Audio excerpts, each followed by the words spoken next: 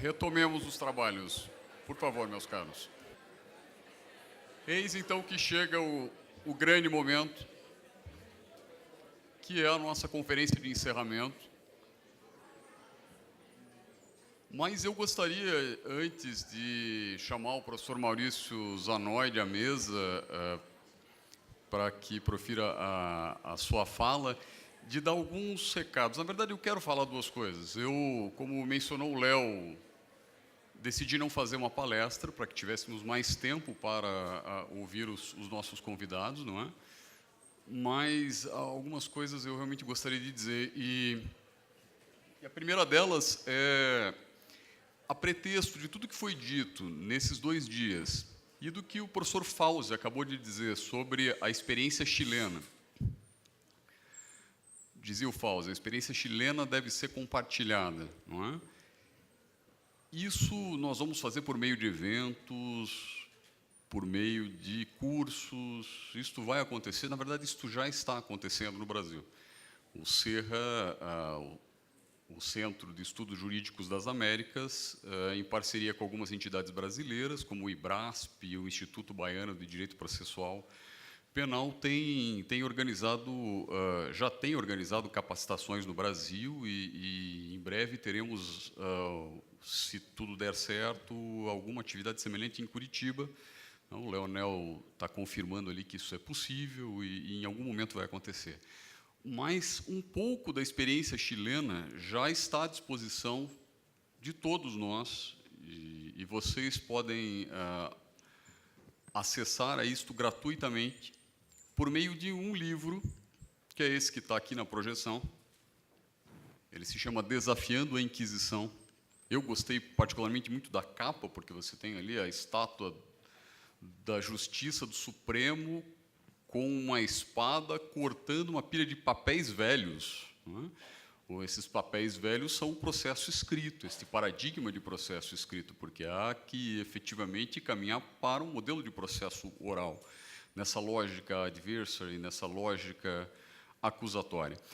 Este livro contém artigos de professores, praticamente de todos os professores que estiveram no Chile. Há um artigo do professor Leonel também, muito semelhante à fala que ele proferiu na conferência de abertura. E é um material que vocês podem acessar no site do CERRA, seja.org. Seja.org. O professor Leonel disse que o material ainda não está disponível lá para download, mas amanhã ou depois isso acontecerá. E para facilitar o alcance de vocês, nós vamos colocar na fanpage do Mentalidade Inquisitória o link para este texto, alguma coisa que realmente vale a pena conferir. E, se o Leonel me permitir, vou dizer também que o CERRA tem uma série de cursos, tem cursos online, não? Sim, tem cursos online, é possível, inclusive, se inscrever para fazer cursos, me corrija se eu estiver errado, Leonel, no Chile, em Santiago, sim?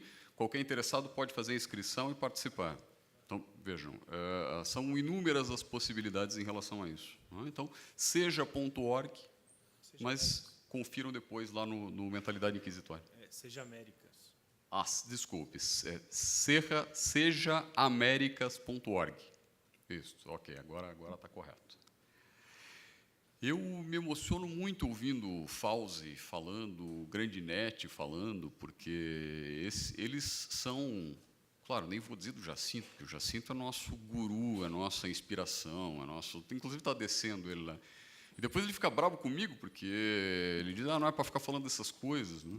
Mas não tem como não falar essas coisas. Não é? E Fauzi, Grandinetti, Maurício Zanoide, que logo estará conosco aqui, eles são inspirações para nós. Sim, eu, honestamente, sinceramente, me emociono ouvindo o Grandinetti falar das pedras no caminho, porque eles estão enfrentando essas pedras no caminho há décadas. Não é? Nós estamos começando a perceber as pedras e entender que elas não deveriam estar ali e se incomodar com elas. Não é? Esse caminho, evidentemente, é muito longo. É muito provável não apenas a geração do Fauzi não veja um código verdadeiramente democrático, eu vou usar aqui a expressão democrático, independentemente de acusatório ou não, esses conceitos são muito fluidos, mas nós não temos um processo penal democrático. O Fauzi acha que não vai ver um processo penal democrático, talvez eu não veja um processo penal democrático, né? Mas o nosso papel é um papel de resistência, nós somos, eu gosto de dizer isso, nós somos o último bastião, nós somos a última instância de resistência democrática. Nós quem? A academia. Se a academia deixar de sustentar este discurso, que é o discurso democrático, não sobra mais nada. Não sobra nada. Claro que eu devo fazer especialmente nessa casa, uma homenagem à advocacia também, porque, historicamente, na superação de uma ditadura que tivemos, a advocacia teve um papel fundamental em relação a isso, se segue tendo, e inclusive em relação ao processo penal. Mas, ao lado da advocacia, nesse sentido, o papel é um papel de resistência. E, às vezes, me entristece um pouco ouvir certas coisas como isso é um discurso de advogados. É advogado que quer sistema acusatório. Isso é conversa de advogado. Provavelmente os senhores já ouviram isso em algum momento, não é? Nós tivemos um desembargador do TJ do Rio de Janeiro, promotor de justiça de São Paulo, aqui, defendendo aquilo que está em 18, 19 países da América Latina. E só o Brasil não está caminhando efetivamente nesse sentido.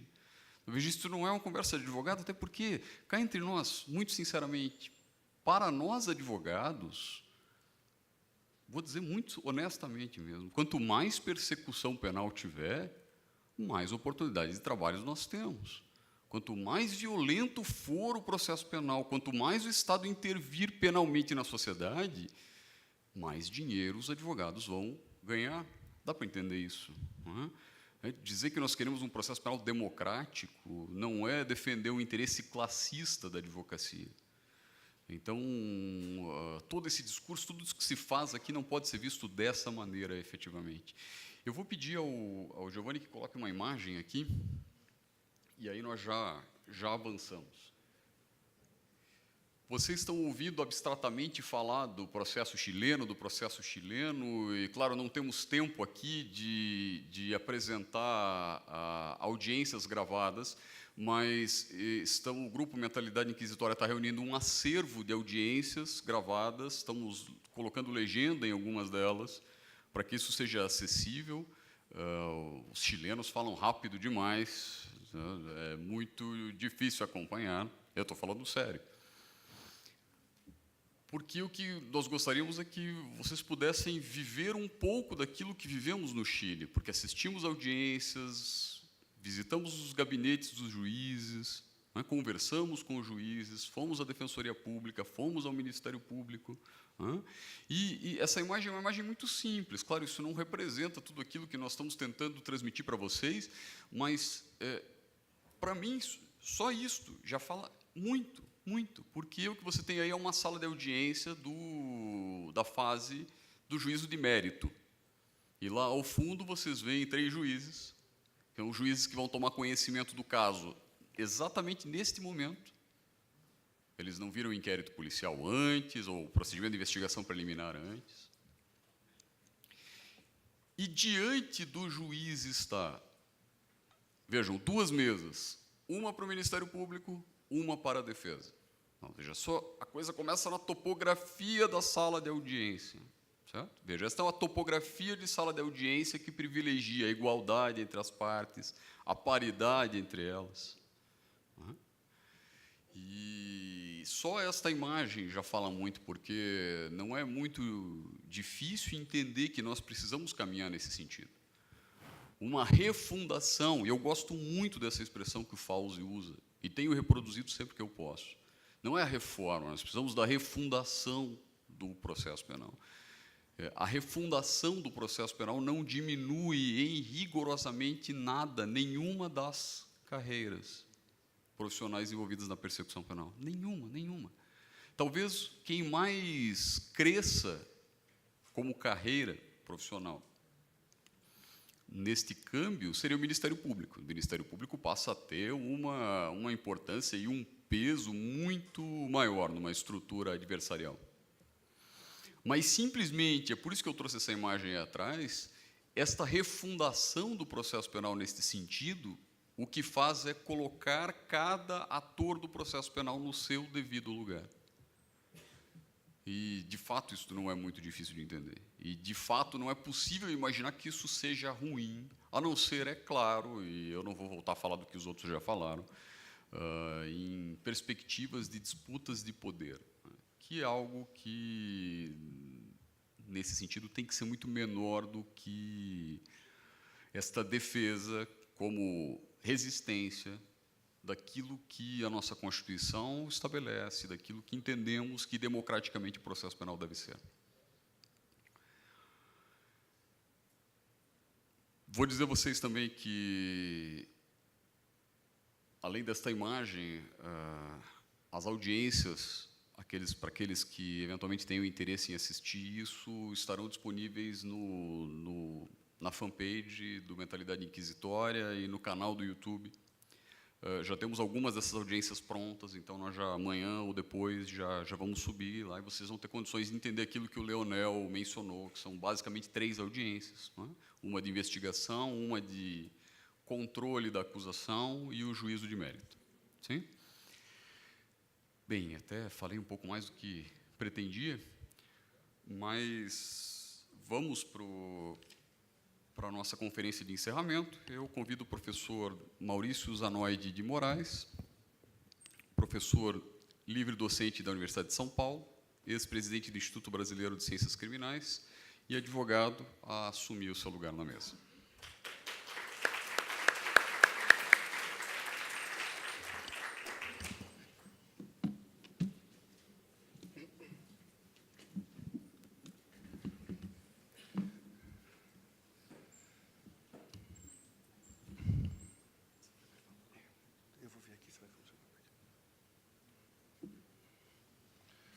Eu cumprimento a todos os presentes, agradeço fraternalmente o convite que me foi feito pelo Dr. Marco Aurélio Nunes, pela doutora Camilin, que pessoalmente me ligaram para fazer o convite, e que souberam também insistir para que eu viesse, não porque eu não tivesse saudoso dos amigos, do Grandinetti, do Fauzi, do Jacinto, do Baldan e dos novos amigos. Como vi hoje a palestra, da última palestra da manhã, não consegui chegar para a primeira, mas fiquei muito satisfeito de ter podido ver. Quero agradecer também a essa casa, que é a OAB do Paraná, aqui de Curitiba, por estar nos recebendo e talvez por estar demonstrando, mais uma vez, não uma posição de uma classe, mas talvez que os advogados, historicamente, porque estão sempre no campo de batalha, estão sempre um pouco mais abaixo no campo de luta, e muito menos no púlpito das autoridades, têm um pouco mais de experiência do diálogo e sabem que na luta todos somos iguais.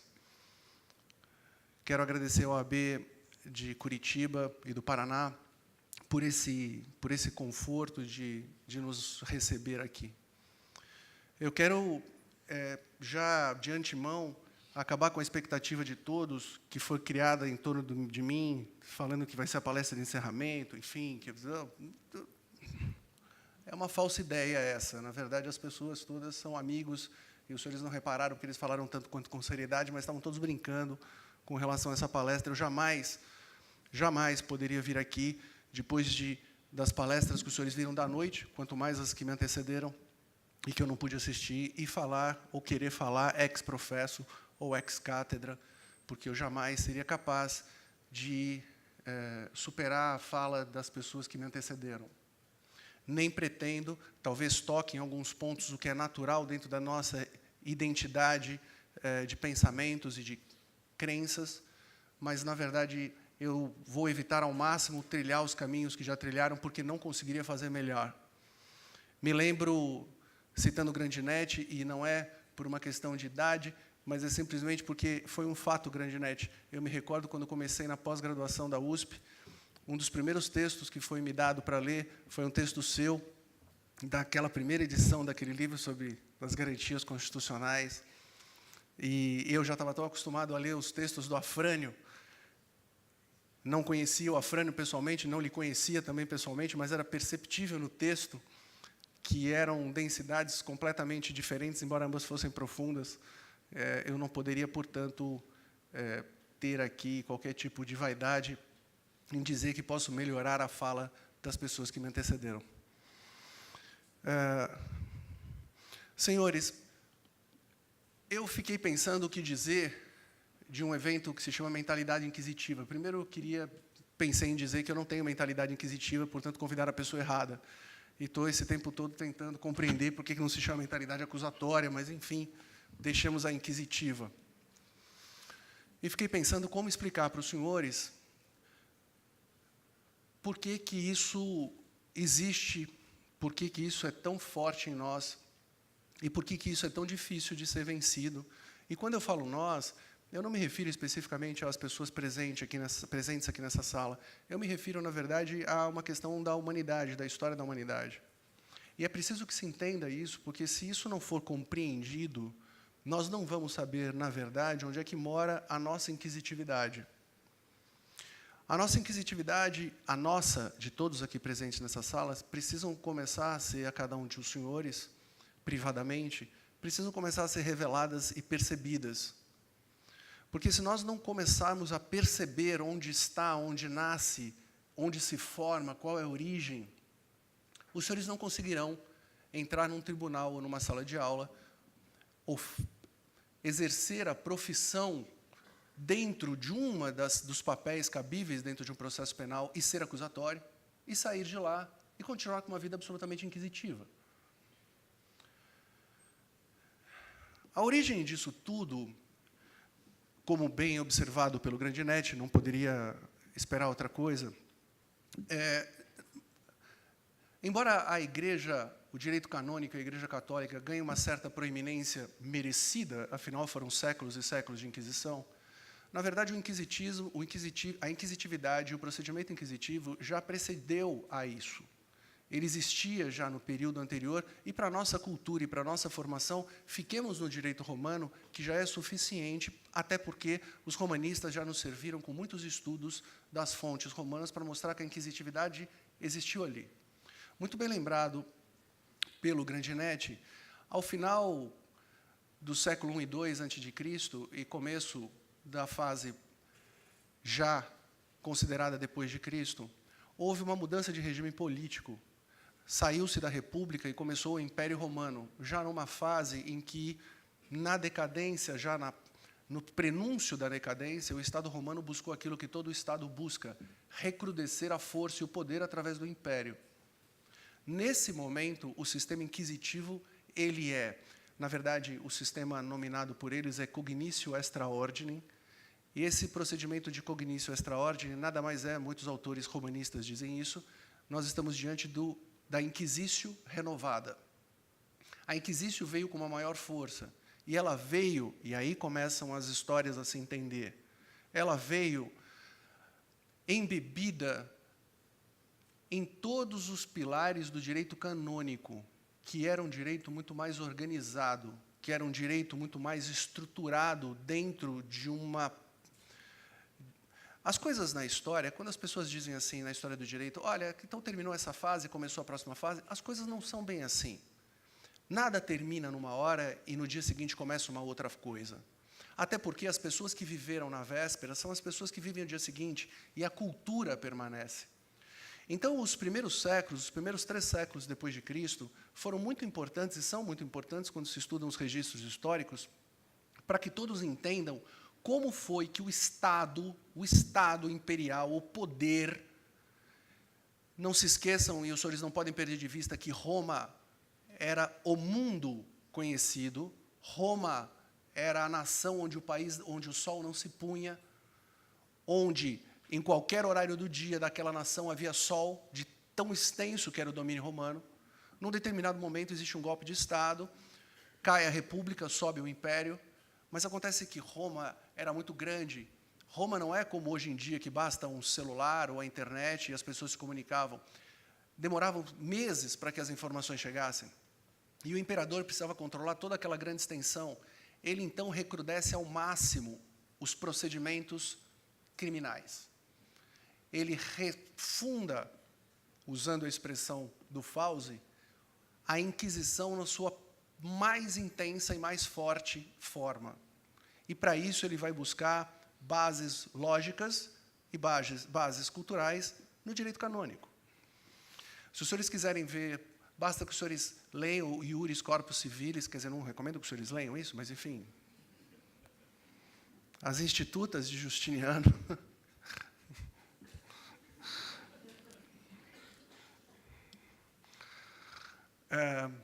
Os senhores verão lá que o direito foi, e agora me falo do Império Romano do Oriente, que foi, naquele momento, regido por Justiniano.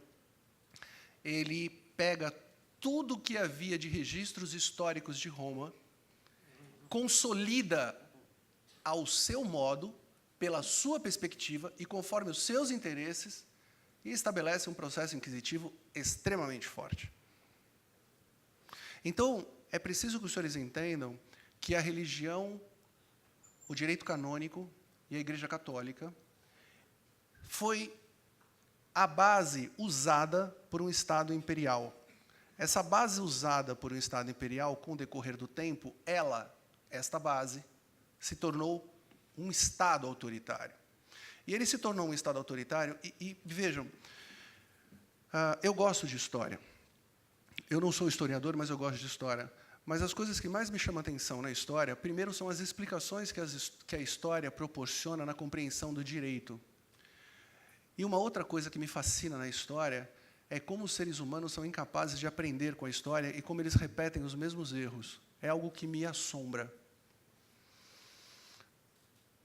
Ao final do declínio do Império Romano, todos aqui sabem, surge o período feudal e os feudos. O que é o feudo? O feudo nada mais é do que a ruptura de um sistema dominante de controle de poder, e eu falo sempre da perspectiva do poder, porque processo penal é poder. Entendam isso. Quem não souber e não compreender que processo penal é poder, nunca entenderá o que é processo penal. A estrutura dominante e forte de longa extensão territorial e de séculos de dominação, chamada Império Romano, cai.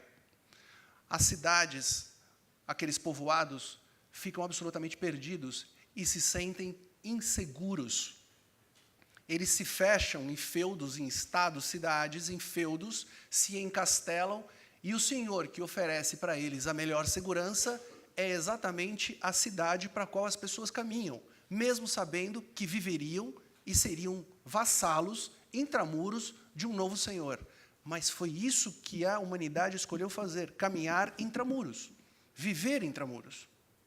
Nós vivemos uma situação hoje no mundo muito parecida, onde as grandes comunidades, a comunidade europeia, os grandes centros de, vamos chamar assim, comércio e confraternização de pessoas, a decantada e irreversível globalização, hoje está sofrendo um reverso inesperado. Por quê? Por causa da economia. E o que se vende para se justificar a economia? Que é inseguro. E agora não são mais os bárbaros ou os outros povos que são os grandes inimigos, os hostes da vez. Agora, o hoste da vez é o imigrante, é o estrangeiro, é o povo que eu não conheço, é quem produz uma arma melhor que a minha. Nós estamos vivendo a mesma sensação de insegurança. E tudo leva a crer que, em breve, voltaremos a nos fechar em feudos um tanto quanto maiores e eletrônicos, talvez. A história se repete, senhores. Portanto, aquele sistema inquisitivo que já tinha uma força muito grande, muito pungente no período romano, ele se infiltrou nos feudos e a religião, através do procedimento inquisitivo, e a religião se tornou o único poder que se comunicava por todos os feudos. Era o poder papal, ele conseguia falar com todos os estados e todos os reis. E o procedimento inquisitivo passou a ser a regra. E a humanidade viveu assim durante séculos. Séculos. Fazendo um corte proposital, por conta do tempo, o que nós temos que nos perguntar e entender como o sistema inquisitivo, e por que o sistema inquisitivo existe aqui? Porque o sistema inquisitivo ele não existe nos fóruns. Não era um processo penal. Talvez, como disse o professor Leonardo, no painel que antecedeu, talvez as pessoas precisem perguntar, os processualistas civis precisam perguntar para os processualistas penais o que é o sistema inquisitivo, porque nós temos séculos de aprendizado, eles estão começando agora. E o que nós podemos dizer aos senhores é o seguinte: hoje, se a origem foi essa, onde começa hoje o sistema inquisitivo? O sistema inquisitivo hoje começa nas nossas famílias, nas nossas casas. Talvez, lembrando Fernando Pessoa e o poema de Em Linha Reta, talvez eu seja o único que não seja príncipe nisso aqui, mas quando eu era garoto, que eu saiba, na minha casa as faltas eram apuradas da seguinte maneira: a minha mãe ou meu pai apareciam em casa, dependia de quem era o primeiro a chegar, verificava o vaso quebrado. Na medida em que ele verificava o vaso quebrado, eu era o caçula, eu era o bem caçula. Eles já se dirigiam a mim porque eles já sabiam quem tinha quebrado aquele vaso. Eles, então, faziam uma pequena investigação, muito rápida. Aquela pessoa fazia a investigação. Investigação essa na qual ela simplesmente procurava confirmar a certeza do qual ela já tinha, que era eu, o culpado. Aí ele vinha e dizia a denúncia, a imputação: foi você que quebrou aquele vaso, não foi? E, no mínimo vacilo que eu tivesse, ele dizia assim: pode dizer, eu sei a verdade, eu te conheço, eu sei que foi você. E dava sentença. Desculpem, mas a cultura familiar, com as bases de pecado, de culpa, de confissão, de purgação e de que a verdade está no pecador, por bases do pecado original do homem, porque somos falhos, e só Deus é perfeito, isso está embebido na nossa família. Nós não sabemos pensar cientificamente para a busca de um resultado que nós não conhecemos. Nós não conseguimos assumir a condição da ignorância. E nós não conseguimos partir para o conhecimento através de uma investigação descomprometida com o resultado, porque nós fomos ensinados assim nas nossas casas. E se o filho, ou se eu, naquela época, resolvesse exercer o meu direito de defesa, muito provavelmente aquilo apenas confirmaria a minha culpa e muito provavelmente aumentaria a minha pena, porque eu ainda fui desobediente o suficiente para enfrentar o poder instituído. Quem aqui, os senhores que já estudam e que conhecem um pouco de direito fundamental, qual direito fundamental foi dado aos senhores no lar? Qual direito fundamental processual?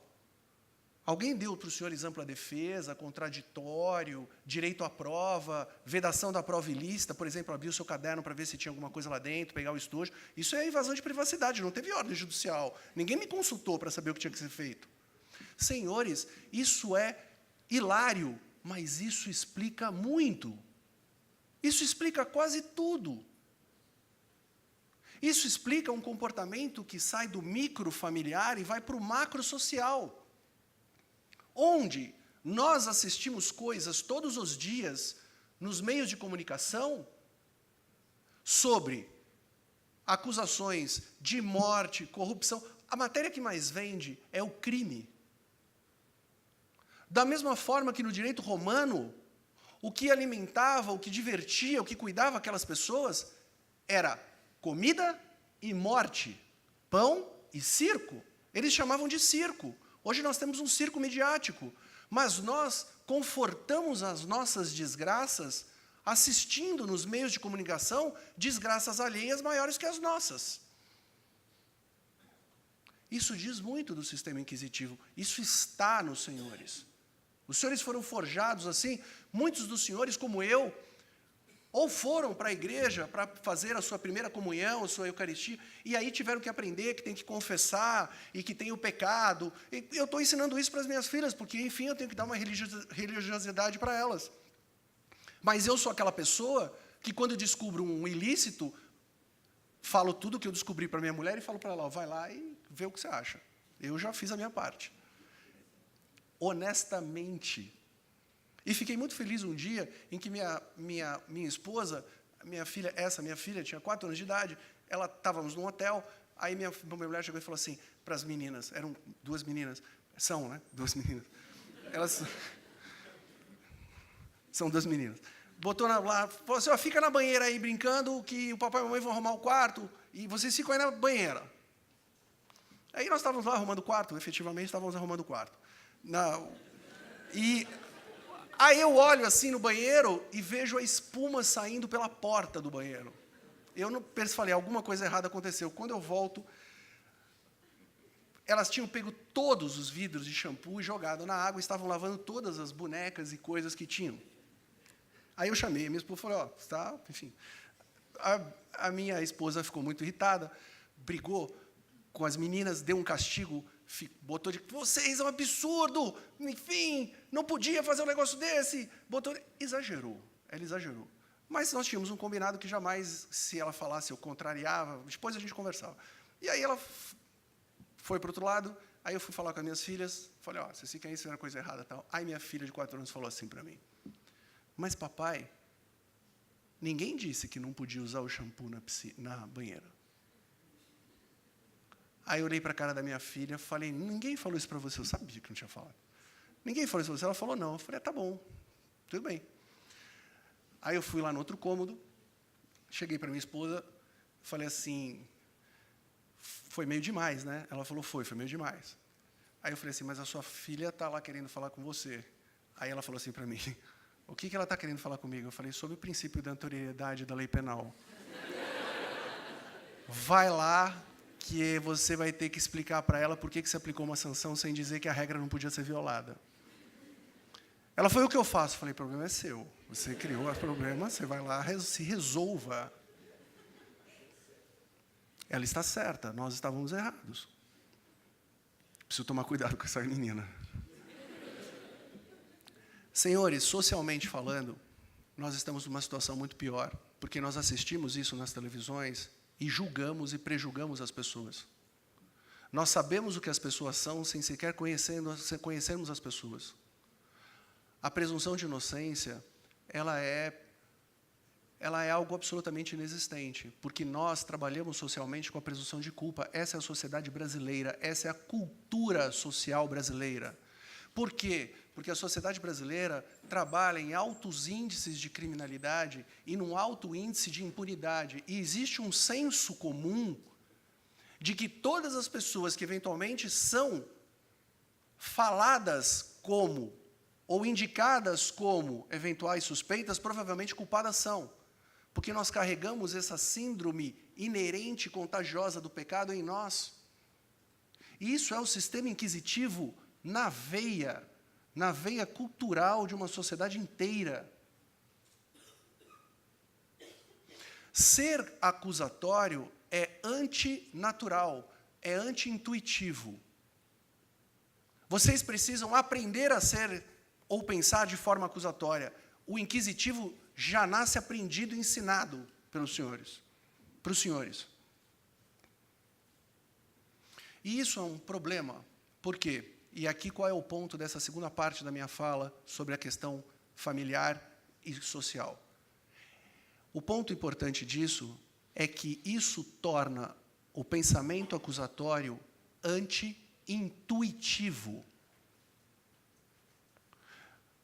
Se os senhores tiverem a satisfação, e esse livro eu recomendo realmente que os senhores leiam, sobre Rápido e Devagar, de Daniel Kahneman, esse livro ganhou, é uma coisa muito interessante. Eu comprei esse livro, eu nem sabia. Quando eu comprei o livro, eu realmente não sabia. O que eu achei interessante no livro, eu não sabia o conteúdo do livro. Eu comprei o livro porque eu achei interessante que um professor de psicologia de Princeton tivesse ganho, com aquele livro, o Nobel de Economia.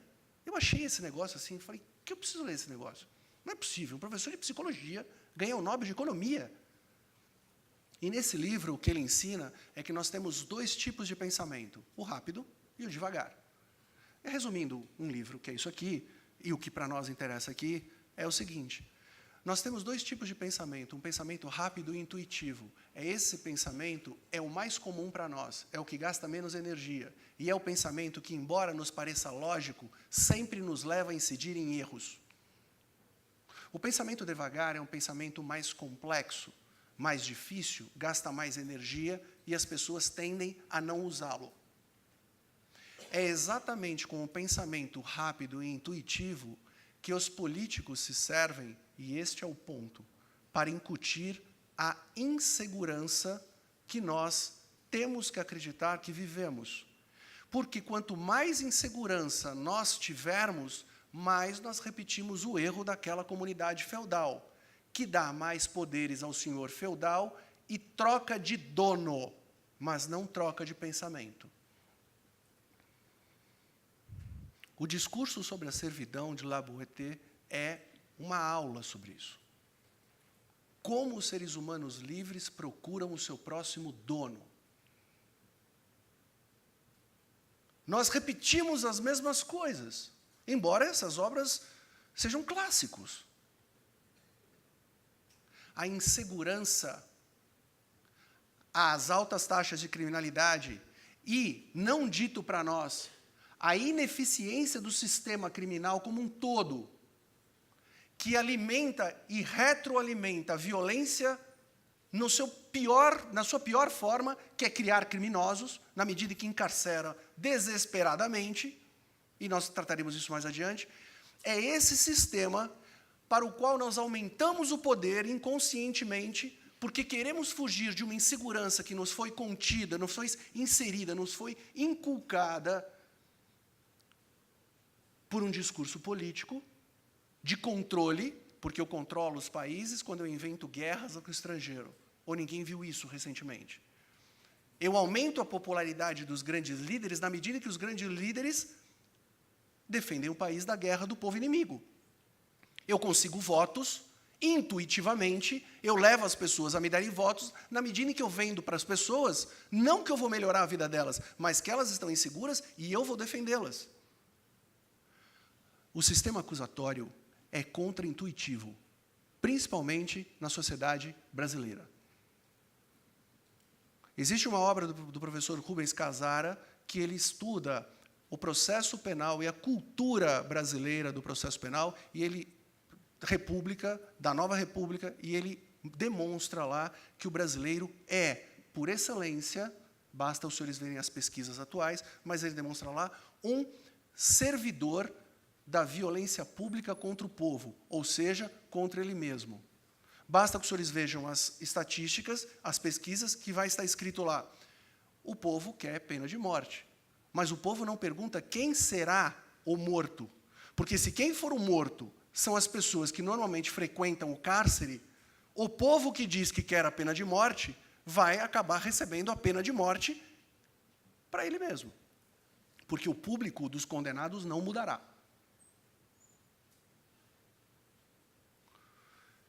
Essa visão contraintuitiva é um problema, e isso eu chamo não da formação, porque a formação é familiar, eu chamo isso da manutenção do sistema inquisitivo dentro de nós. E aí nós caminhamos para a Constituição. A Constituição da República foi um marco, e eu a denomino um marco legislativo e um marco humanista dentro dessa história muito pouco nobre da legislação brasileira, e quando eu falo legislação brasileira, eu estou falando desde a época do Império. Não é à toa, eu retomo aqui a fase do Fauzi, não é à toa que todos os códigos de processo penal que nós tivemos em terras brasileiras nos foram impostos desde a época do Brasil colônia. Não houve um único código de processo penal que tenha sido efetivamente discutido no parlamento e tenha sido promulgado. Só regimes de força nos deram códigos de processo penal, desde a época das ordenações do reino. Senhores, esse marco legislativo, quando a gente diz que a Constituição deve ser cumprida, a Constituição não deve ser cumprida porque nós queremos que ela seja cumprida. A Constituição deve ser cumprida, e tem uma explicação para dar aos senhores, que é uma explicação muito importante. Senhores, a Constituição é o que é no capítulo dos direitos fundamentais, não foi porque o Constituinte nos deu isso. Nós não ganhamos de presente. O Brasil, antes da Constituição existir, o Brasil subscreveu vários tratados internacionais de direitos humanos. O Brasil, como Estado independente, assumiu compromissos ao subscrever aqueles tratados de direitos humanos. O Brasil que assumiu esses tratados, esses compromissos internacionais, eles têm obrigações políticas, econômicas com a comunidade internacional. Colocar aqueles dispositivos na Carta Constitucional de 1988 era uma obrigação previamente assumida. E se nós não dermos conta desta obrigação em torná-la uma realidade, nós seremos julgados pelas cortes internacionais, como temos sido julgados e condenados pelas cortes internacionais pelas condições dos cárceres brasileiros. E em breve começaremos a ser julgados pelo Tribunal de São José da Costa Rica, porque, obviamente, seremos o único país com um código de processo penal inquisitivo e todos vão olhar para nós e vão falar, escuta, quando é que você vai mudar isso daí? Aí, muito provavelmente, nós vamos começar a ter uma sequência de condenações internacionais no Tribunal de Costa Rica, até que vai chegar um determinado momento que o governo brasileiro vai fazer assim, temos que fazer um código acusatório.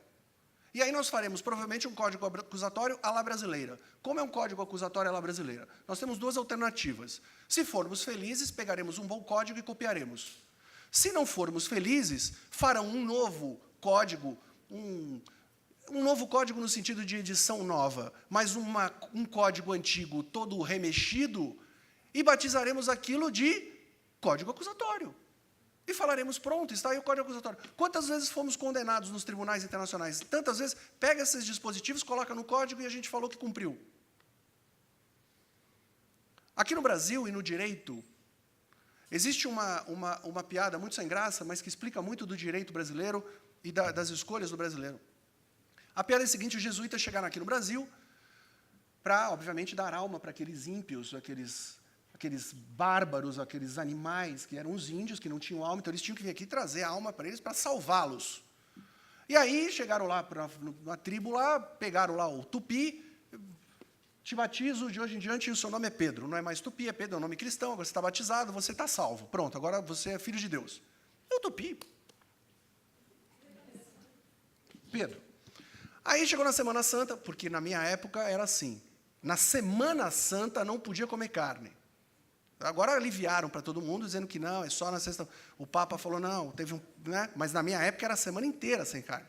Aí chegaram para o Pedro, os jesuítas chamaram, todo mundo falou, Semana Santa, aqui, pessoal, não tem carne. O Pedro, né, Tupi, falou, beleza. Saiu para caçar, para pescar, podia comer peixe. Foi lá, tentou pescar e naquele dia não deu peixe. O Tupi estava com uma fome danada, voltando para a tribo, sem comida, sem nada. O Tupi cruza com quem? Com uma paca. Gorda. O Tupi não teve a menor dúvida. Pegou a paca, matou a paca, assou a paca, e antes de comer a paca, olhou para a paca e falou, paca, de hoje em diante eu te batizo, peixe, seu nome é peixe. E comeu a paca. Nós faremos isso com um código. Pegaremos o código remendado, chamaremos de acusatório, te batizo, acusatório, de hoje em diante você é acusatório, meu filho. Segue em frente, toca a música. Quantas vezes não fazemos assim? Temos a figura do foro privilegiado constitucional. Não pode se ampliar o foro privilegiado por lei ordinária. Aí o que as pessoas fizeram? Fizeram uma lei ordinária, pegaram várias secretarias e disseram, eu te batizo, de hoje em diante você não se chama mais secretaria, se chama ministério. De hoje em diante você é ministério. Você tem qualidade de ministro. Pronto, botaram ele na Constituição. Os ministros de Estado têm foro privilegiado. Vocês acham que a história do Tupi foi mesmo na época da colonização?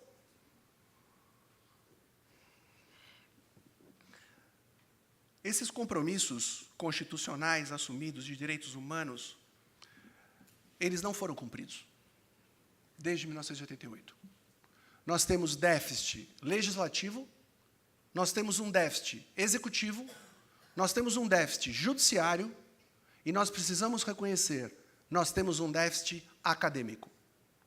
Todas essas instituições devem à Constituição.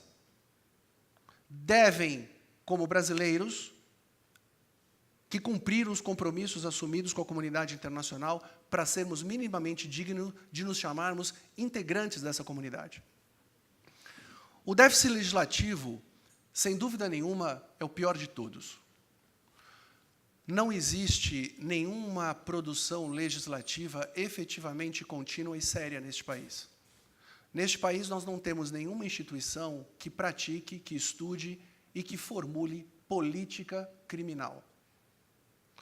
Na minha área, que são as ciências criminais, não existe nenhum tipo de linha racional que possa se estabelecer de uma formulação de um único governo sobre política criminal. Nós vivemos de suspiros, de ataques legislativos. E eu pergunto aos senhores, quando que esse ataque legislativo surge? Esse ataque legislativo surge quando existe uma propulsão, existe uma explosão, existe uma coisa dentro da comunidade que faz com que os políticos sintam que há uma pressão e eles precisam dar uma resposta. Ora, meus senhores, essa pressão e essas coisas só existem quando a sociedade sofre violência. Por isso que é absolutamente intuitivo para eles que, para eles aplacarem o grito da sociedade sobre um sistema penal que não funciona, basta eles fazerem mais crimes, com mais penas, ou aumentarem as penas que existem. E depois a coisa se cala. Diante da intuição da população, numa cultura forjada na Inquisição, eles dão essa resposta e a população diz, então tá bom, agora eu estou feliz, agora eu estou seguro. Por quê? Porque quando a população... Mentira, né? Mas quando a imprensa fez aquela pressão toda por causa do sequestro do Paulo Medina e dali editou-se a Lei dos Crimes Hediondos, eu pergunto para os senhores, foi editada a Lei dos Crimes Hediondos, essa lei foi várias vezes ampliada e essa lei foi várias vezes recrudescida. Pergunto aos senhores, diminuíram os crimes hediondos?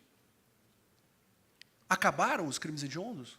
Não acabaram porque o sistema não funciona. O sistema está totalmente disfuncional. As pessoas que operam o sistema, as pessoas que integram esse sistema, os seus participantes, eles estão agindo desfuncionalmente. Eles têm uma disfunção intrínseca. As pessoas não conhecem suas funções e seus papéis no processo penal. O sistema criminal brasileiro... Veja, façam o seguinte, não acreditem em mim. Não acreditem em mim. Eu aconselho aos senhores que entrem nos sites dos tribunais, porque os tribunais têm um certo, e aí no caso da psicanálise mesmo, tem um certo gozo, ao semestralmente, principalmente os tribunais superiores, semestralmente dizerem a quantidade de processos e de casos e de decisões que eles emitiram. Os senhores entrem agora, no começo de janeiro desse ano, e os senhores vão ver a quantidade de decisões que foi julgada, desculpe, em fevereiro, que foi julgada pela ministra Carmen Lúcia nas férias forense. Se ela... É mais de centena. Isso é a prova viva de que ela não leu tudo aquilo. Se tivesse lido, não conseguiria decidir tudo aquilo. Nossos tribunais, os juízes não judicam. Todos aqui, operadores, sabem e são capazes de contar várias histórias de julgamentos para os quais foram e que os juízes liam o acordo sem saber do caso. Qualquer pergunta sobre o caso, o juiz não sabia responder. Senhores, é matemática. Eu tenho... Quem pode me dizer aqui quantos juízes criminais eu tenho em Curitiba? Em Curitiba não, desculpe, no Paraná.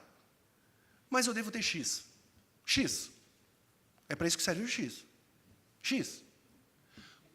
Cada juiz desse, todos os dias, produz uma carga desumana de sentenças. Dessas sentenças, é quase certo que mais de 95% delas tenha recurso. Porque se a acusação perde, ela recorre, se a defesa perde, ela recorre. Portanto, todas aquelas sentenças sobem para o tribunal. No tribunal, a decisão é dada por um número que provavelmente deve ser X sobre 4. O número de desembargadores é muito menor do que o número de juízes criminais. E esses desembargadores precisam se reunir em 3 para poder julgar o que um juiz de uma comarca julgou. É óbvio que eles não conseguem dar conta do trabalho. O sistema recursal é uma mentira. Dizer que o sistema recursal brasileiro é colegiado e que os juízes com maior experiência se reúnem para discutir a causa, para dar uma atenção maior para o processo, não é verdade. Nós precisamos dizer isso para a população, não é verdade. O sistema criminal brasileiro está totalmente inútil e ineficiente para o que ele deveria se prestar, que é dar uma resposta às demandas penais. Quem diz isso não é um professor que gosta do sistema acusatório. Quem diz isso não é um advogado. Saiam daqui e perguntem para quaisquer integrantes do Poder Judiciário, do Poder do Ministério Público ou da Polícia. Perguntem a qualquer um deles se o sistema criminal que eles operam os deixa satisfeito com relação à prestação de serviço para a população. E os senhores verificarão, se eles forem honestos, terão vergonha de dizer aos senhores, não, não é, é uma mentira. É um moedor de carne que é pilotado por um orangotango bêbado. Senhores, as pessoas que são trituradas são sempre as mesmas. O sistema não funciona, ele não dá conta e ele não se presta ao serviço para o qual se esperava tivesse sido criado. A falência do executivo, o déficit executivo. O executivo não consegue manter o sistema existente. O executivo não pagará por um sistema novo. Ele não tem dinheiro. E se tivesse dinheiro, ele, além de gerir absolutamente mal, além de desviar uma parte significativa daqueles recursos, muitas vezes para os próprios bolsos, e além de ter um desperdício íncito na máquina, porque a máquina não é eficiente, porque é controlada por quem se beneficia e não por uma pessoa que deveria efetivamente gerenciar o serviço. Se eles tivessem dinheiro, eles não colocariam no sistema criminal. O gestor público não deseja fazer isso. O gestor público só gasta dinheiro em duas pontas do sistema criminal, porque isso dá voto. As duas pontas do sistema criminal que o gestor público investe dinheiro é cadeia e armamento para o patrulhamento das ruas. Porque eles sabem que, fazendo isso, as pessoas vêm e se sentem mais seguras. Pensamento intuitivo. Na prática, é uma mentira. Porque, se fosse verdade, a cada vez que aumentasse armamento ou abrisse mais presídios, a violência urbana diminuiria. E não é o que se vê nas estatísticas.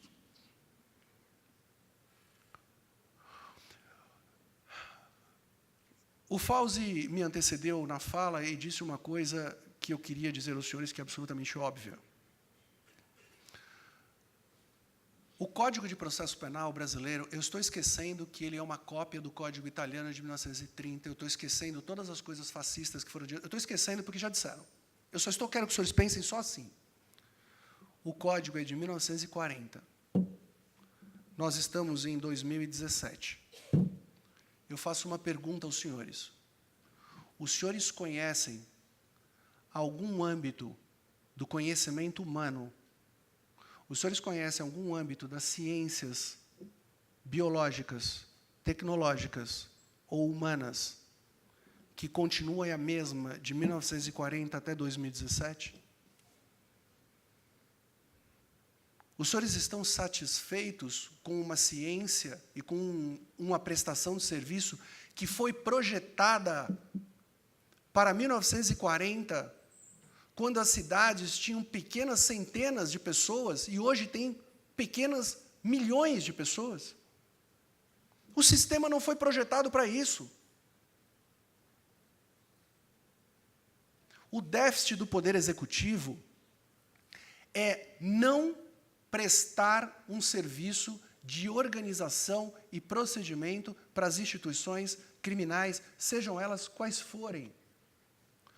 O sistema criminal que nós temos e oferecemos para as pessoas, ele não é injusto, ele é uma mentira. Ele é um moto contínuo do desvio cultural do qual nós somos os grandes artífices. Nós concordamos com isso. E batemos palma e concordamos com todas as eleições. E quando dizem que nos dão mais segurança, se nós não dizemos, pensamos internamente, que bom que a pena aumentou, agora que eles vão ficar presos, eles vão sumir. Não vão sumir. Todas as vezes que os juízes não têm consciência e encarceram uma pessoa que não precisa ser encarcerada, ela pega aquele cidadão e coloca num meio em que o Estado não existe, se chama prisão. O Estado não está mais lá dentro. Quem está lá dentro são as facções criminosas. No meu Estado, eu posso ir, e fui em vários presídios, e perguntei para os diretores, e os diretores disseram para mim que eles sabem quais são as facções criminosas que dominam aquele presídio. Baldan, você da polícia, se determinada pessoa é presa e encaminhada para um CDP, e ela tem uma tatuagem que revela que ela é de uma facção criminosa, e ela entrar no CDP da outra facção criminosa, ela morrerá. E quem diz isso é o diretor daquele presídio, daquele centro de detenção provisória. Porque ele diz, eu não posso dar segurança para esse preso. Doutor, o senhor tem 48 horas para tirar ele daqui. É para isso que eu mando as pessoas, os jovens. A população carcerária feminina de São Paulo, nos últimos 9 anos, aumentou 90%.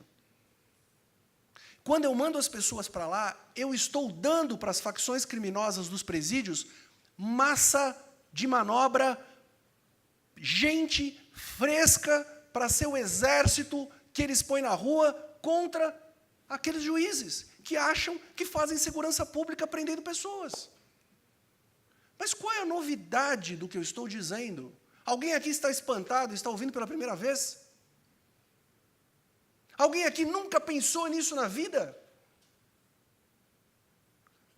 Onde o espaço físico foi projetado para 6, e em São Paulo eu tenho presídios em que eu tenho 22, onde cabem 6 e eu enfio 22, eu tenho certeza que o Estado não está. E aquelas pessoas precisam sobreviver, e elas sobreviverão. E para isso, elas se vendem para sobreviver. E assumem dívidas com o crime organizado. E saem de lá, e voltam para a rua, e são soldados, conscientes, inconscientes, desejosos ou não, com vontade livre ou não, da criminalidade, que as pessoas os colocaram lá para se ver livre.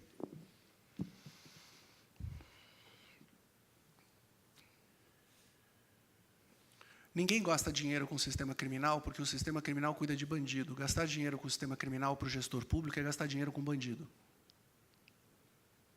Simples assim. O déficit judiciário.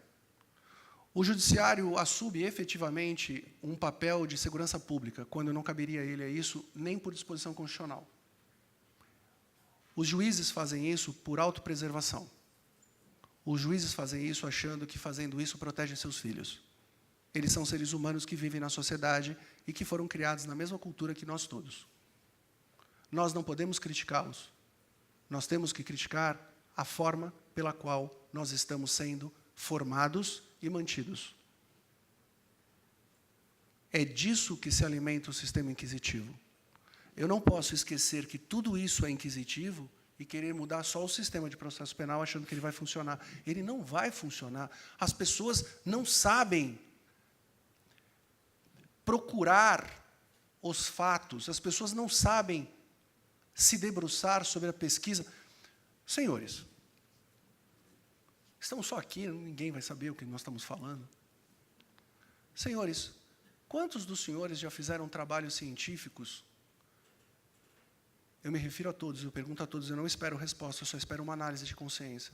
Quantos dos senhores já fizeram trabalhos científicos que quando os senhores pegam a caneta para escrever e começar a chamada pesquisa científica, os senhores sabem muito pouco do que escreverão, mas sabem a conclusão do trabalho. E fazem toda a pesquisa para dar aquele resultado. E os autores que são contra, ou são escondidos, ou são criticados. E os autores que são a favor da conclusão pré-definida são os prestigiados e os ditos bons autores. Porque a conta já está pronta na pesquisa dita científica. Isso não é ciência, isso não é processo, isso é conta de chegada. Quantos alunos não fizeram isso? E quantos alunos não fizeram assim? O que esse professor acha disso aqui? Porque eu vou escrever na conclusão o que ele quer. Porque, afinal de contas, eu quero ser feliz, eu não quero ter razão. Isso é a pesquisa científica da academia. Como que, saindo da academia, as pessoas podem querer fazer pesquisa de fatos processualmente, o objeto da causa ser diferente? O objeto da causa não vai ser diferente.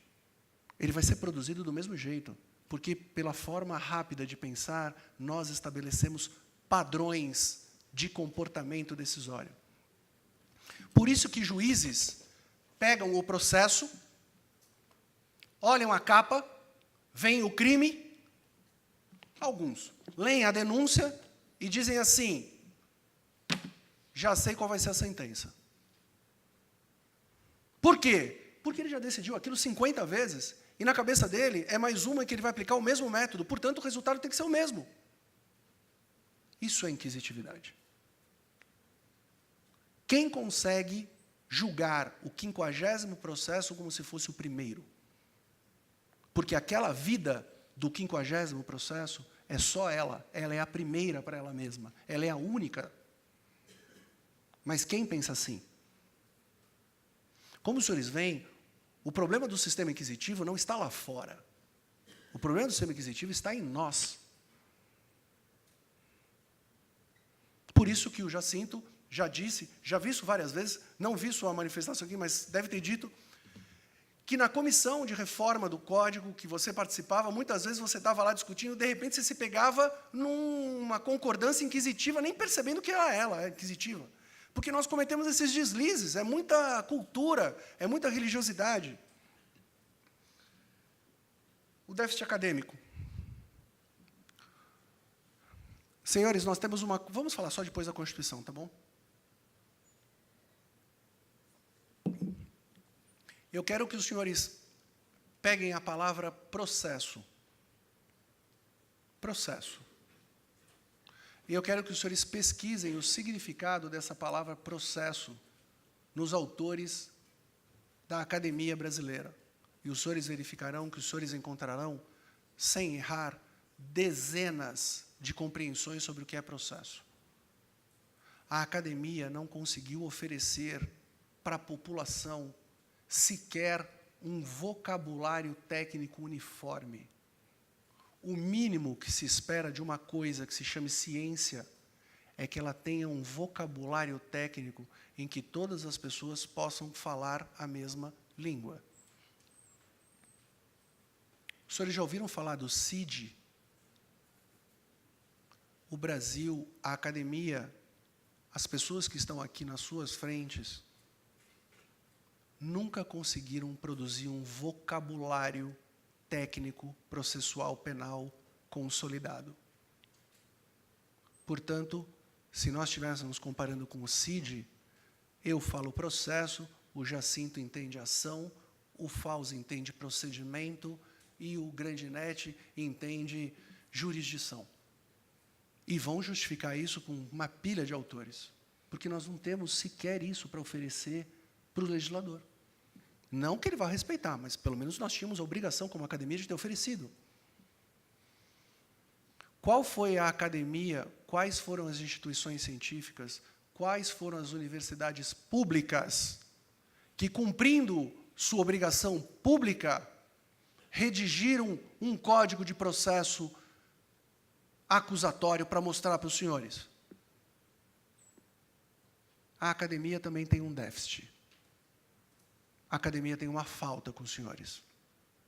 Muitas vezes, as brigas e as vaidades acadêmicas dragam toda a energia e perdem-se excelentes pessoas e excelentes nomes, e a ciência perde com isso, principalmente no Brasil, onde se faz eminentemente ciência pública, nas universidades públicas.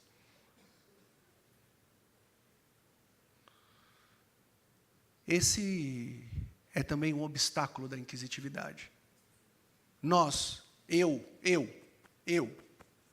quando sentei nos bancos universitários e entrei na faculdade, não me ensinaram lá que eu precisava fazer um vocabulário, que eu deveria ter cumprido o vocabulário, muito pelo contrário. Me diziam que tinha a teoria A, que tinha a teoria B, e normalmente o brasileiro cria a teoria mista. A mitigada, enfim, a terceira via, porque o brasileiro tem um problema sério, o brasileiro não quer brigar. O brasileiro não quer ter opinião, o brasileiro quer ficar bem. Então, ele tenta aproximar o inconciliável. Por exemplo, um sistema inquisitivo garantista. Como um aluno, uma vez, numa banca de mestrado, eu peguei o trabalho dele, e ele citava Vincenzo Manzini e Ferraioli, confirmando-se, assim, como se os dois dissessem. Eu falei assim, isso aqui não dá, meu amigo, não é possível. Não é possível. Se o senhor escolhesse um corintiano, um palmeirense, e disserem que eles torcem para o mesmo time, eu poderia dizer que quando a seleção joga, até eles torcem. Mas naquela situação concreta era impossível. Mas por quê? Porque ele pegou um pedaço de uma frase de um livro, um pedaço da outra frase de outro livro, eles, como pedaços não se contrariavam, os dois estão juntos. Acabei de criar a teoria mista. Senhores, essa é a academia, não me ensinaram isso. Nós temos que ultrapassar todos esses déficits para ter um sistema acusatório. E temos que atravessar a nossa cultura sociopolítica. E nós chegamos na realidade do Código de Processo Penal, que eu não vou tecer um único comentário e vou endossar absolutamente todos os comentários que o Fauzi, que me antecedeu, fez. Eu não preciso dizer mais nada depois do que ele disse. Recomendo apenas aos senhores, insisto, não acreditem em mim. Sabem aquelas pessoas que alguns professores que acreditam na mentalidade acusatória disseram que são a antítese do que nós acreditamos? Vai até a essas pessoas e pergunta para eles se eles estão contentes com o sistema penal que eles têm. Se eles disserem para vocês que não estão, vocês vão dizer, bom, então não temos um sistema penal que serve a ninguém. Então nós não temos um sistema processual penal. Nós não temos um sistema criminal. Mas, e o bom dessa palestra ser à noite é porque todo mundo pode sair daqui e beber, né? Porque, afinal de contas, enquanto há gelo, há esperança. Né? Sempre, depois de uma fala dessa, sempre o álcool resolve alguns problemas. Os desafios que nós precisamos assumir, e cabe a nós esse papel, porque nós somos hoje a sociedade, são 3. Primeiro, nós precisamos implementar um diálogo com a sociedade civil e, principalmente, com as entidades formadoras de opinião. Numa palavra mais sincera, com a imprensa. É necessário mostrar para a imprensa, mostrar para a sociedade civil, que o sistema que nós temos está falido. Nós precisamos mostrar para eles que o princípio da colegialidade que rege os tribunais é uma mentira.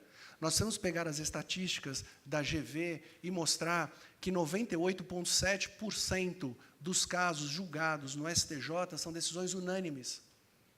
Veja, isso é um problema matemático. Não é possível que 5 pessoas julgando juntos sempre vai ser unânime. Isso é uma loucura, cara. Não existe julgamento colegiado. A execução penal, veja, graças a Deus nós resolvemos o problema de execução penal, porque quando começou o ano, com aquelas revoltas todas, aquelas pessoas sendo mortas e sendo atacadas pelas muradas dos presídios, eu falei, nossa, temos um problema nacional de execução penal, que surpresa. Aí, primeira semana de janeiro, segunda semana de janeiro, terceira semana de janeiro, veio um grande acontecimento político e o problema da execução foi resolvido. Como? Pegaram a panela de pressão que estava vazando, deram uma nova tarraxa e voltaram a botar no fogo, porque agora não faz mais barulho, aquele apito, sabe? Mais um pouco de pressão. Vai chegar uma hora que aquela panela explodirá. O sistema de execução penal, ele não é desumanizante. Ele é totalmente impróprio para animais.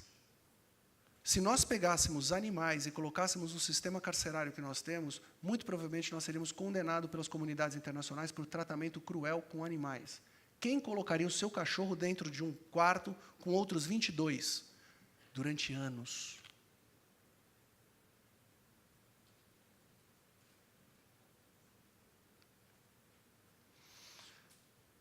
Nós precisamos mostrar para essas pessoas, para essas formadoras de opinião, a verdade. Eles precisam ver.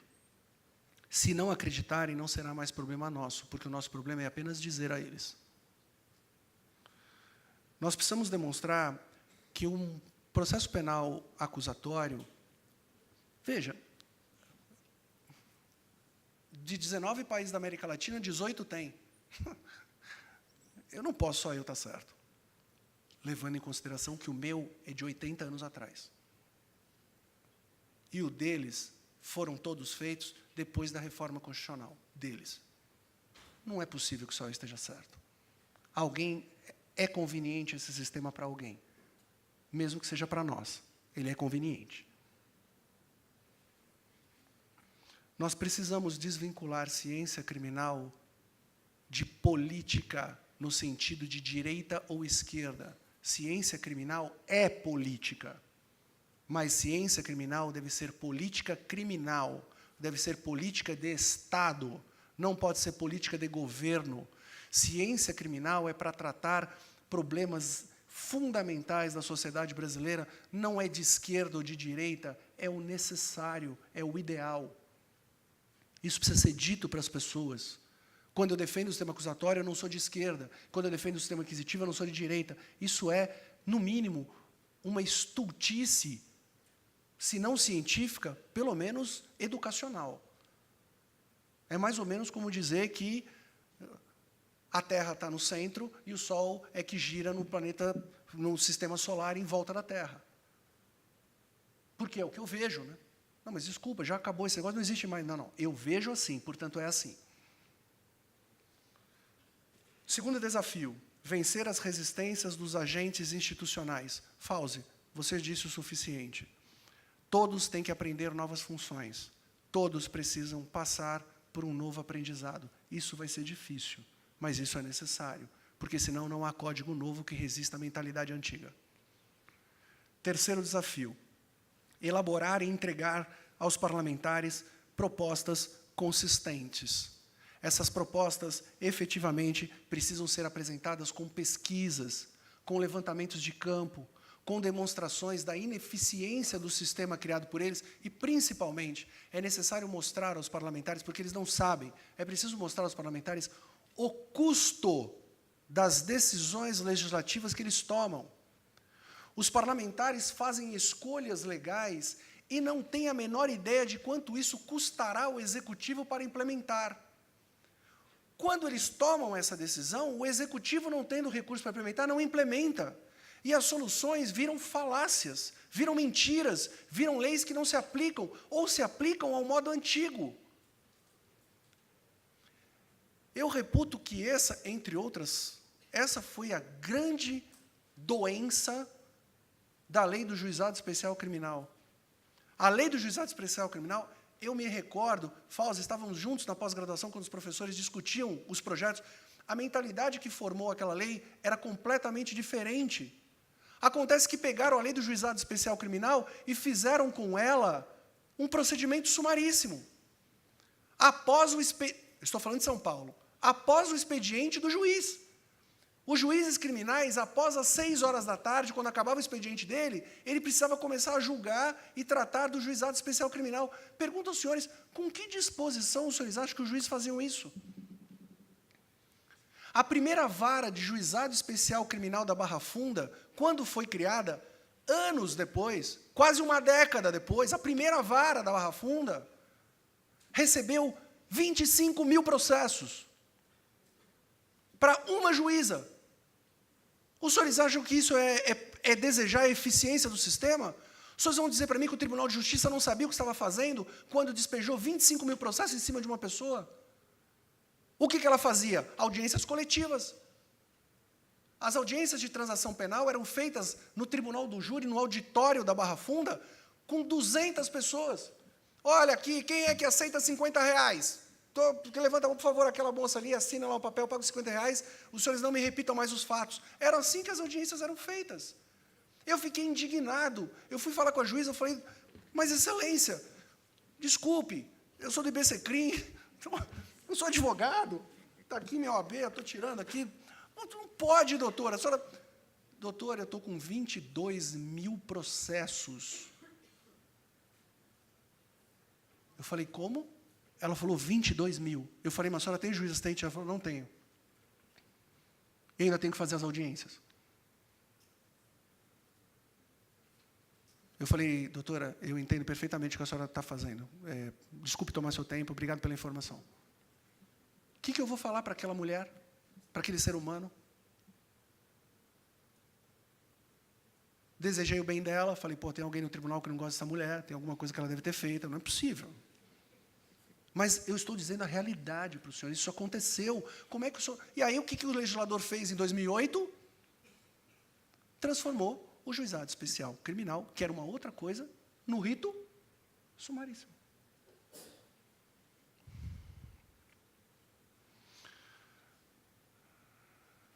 Senhores, não existe a menor relação entre o sistema acusatório e impunidade ou insegurança pública.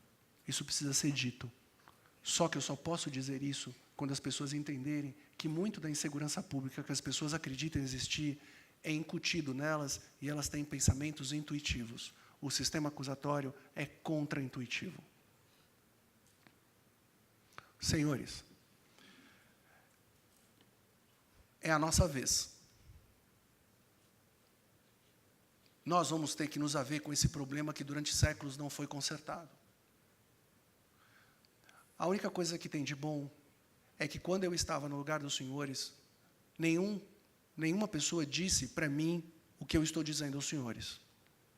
Nenhuma pessoa me fez ver que a Inquisição estava em mim e por isso que era tão difícil aprender e operar.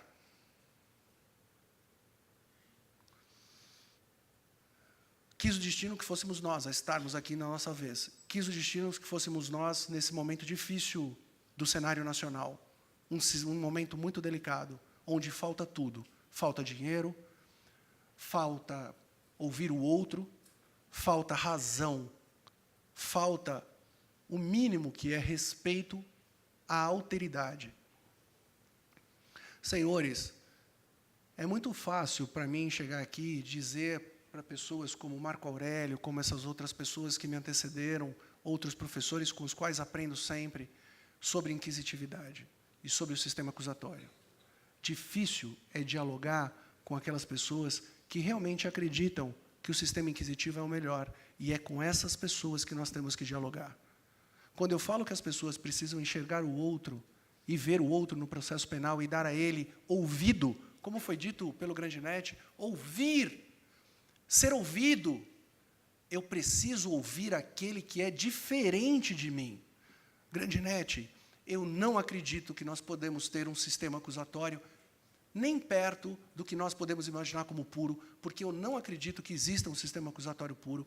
Hoje nós precisamos começar a traçar um novo sistema acusatório que tenha, sim, considerações importantes, com eventualmente algumas questões, eu vou usar só a sua ideia, não estou discordando, de alguns negócios jurídico-processuais ou qualquer coisa, porque a modernidade de 2017 exige isso. Porque nós precisamos rever as nossas bases e ouvir as pessoas que podem ter lá suas razões. Como eu também não acredito num sistema inquisitivo puro, porque nunca mais ninguém fará um sistema inquisitivo puro. Pode haver alma inquisitiva, mas sistema inquisitivo puro não dá. Nós não teremos mais sistema acusatório. Jacinto, eu não acredito no projeto do Código de Processo Penal que está no Congresso Nacional. Ele, nós sabemos, não é o projeto que foi feito. Ele é um esfacelamento diário, é uma carnificina diária com o mínimo de eixo acusatório que vocês conseguiram colocar. Eles vão fazer um sistema inquisitivo renovado e nós vamos voltar à época do Império Romano, porque eles vão chamar aquilo de acusatório. Senhores, nós precisamos pensar uma realidade brasileira, nós precisamos de parar de copiar simplesmente sem olhar as nossas necessidades e o futuro que nós precisamos criar. Nesta sala existem professores suficientes, e obviamente eu me excluo desse cenário, para conseguir aproveitar todos os ótimos modelos, como o chileno, como todos os outros modelos, para fazer um Código de Processo Penal que seja efetivamente brasileiro, nas suas características de povo brasileiro. Senhores, essa missão foi dada para nós, é a nossa vez. O trabalho não é fácil, muitas gerações não conseguiram. Eu realmente espero conseguir. Eu não espero ver. Eu tenho certeza que não será na minha gestão da terra que eu verei como Fauzi. Mas se eu puder caminhar um pouco, se eu puder transformar um pouco, se eu puder melhorar um pouco, haverá um dia que eu me darei por feliz por tudo que as pessoas me ouviram e por tudo que eu pude aprender. Eu espero que os senhores saibam que está na hora do povo brasileiro se doar, acreditar que o bem comum é melhor que o bem individual. Acreditar que é melhor que todos ganhem pouco do que eu ganhe muito. A miséria nasce essencialmente do egoísmo. Por isso que às vezes nós temos ricos miseráveis. Senhores, ou nós efetivamente pensamos no outro, ouvimos o outro e fazemos pelo outro, ou nós vamos viver sempre nessa discussão sem fim do inquisitivo e do acusatório, e nós perderemos a oportunidade de ajudar um pouco nessa nossa vez. Espero contar com todos nessa gestão que todos estamos aqui na Terra, para que deixemos um pouco melhor o mundo para a Laura e para a Gabriela. Muito obrigado.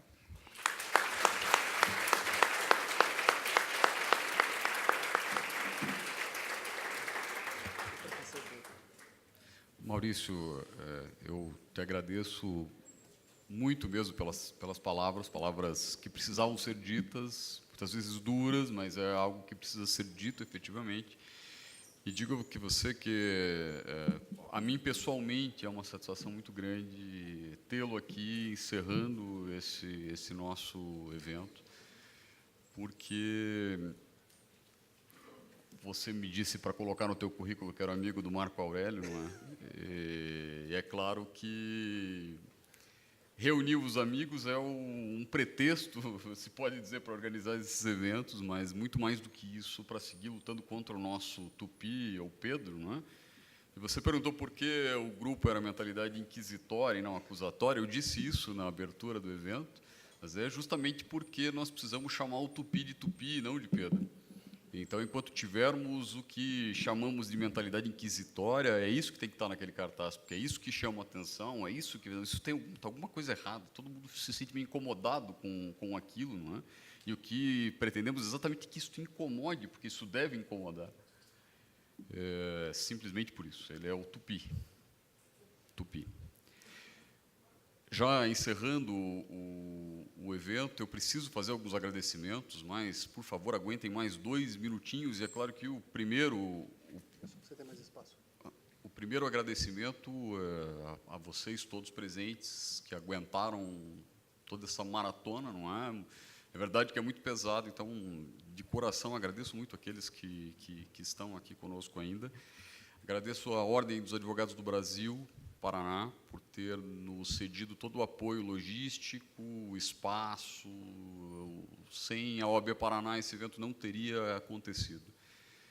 E tenho também uma satisfação pessoal em relação a isso, porque sou advogado inscrito na Ordem dos Advogados do Brasil do Paraná, embora seja professor no Rio Grande do Sul. E vejo aí também uma necessidade, que é aproximar a academia da advocacia, não é? Nós temos muitas afinidades, mas o nosso diálogo tem que estar um pouco mais afinado.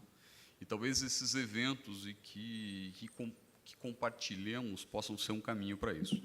Eu quero agradecer ainda a Daiane, que já deve ter ido embora, naturalmente, mas ela é a coordenadora da área de eventos da OAB e trabalhou incansavelmente para que o evento acontecesse.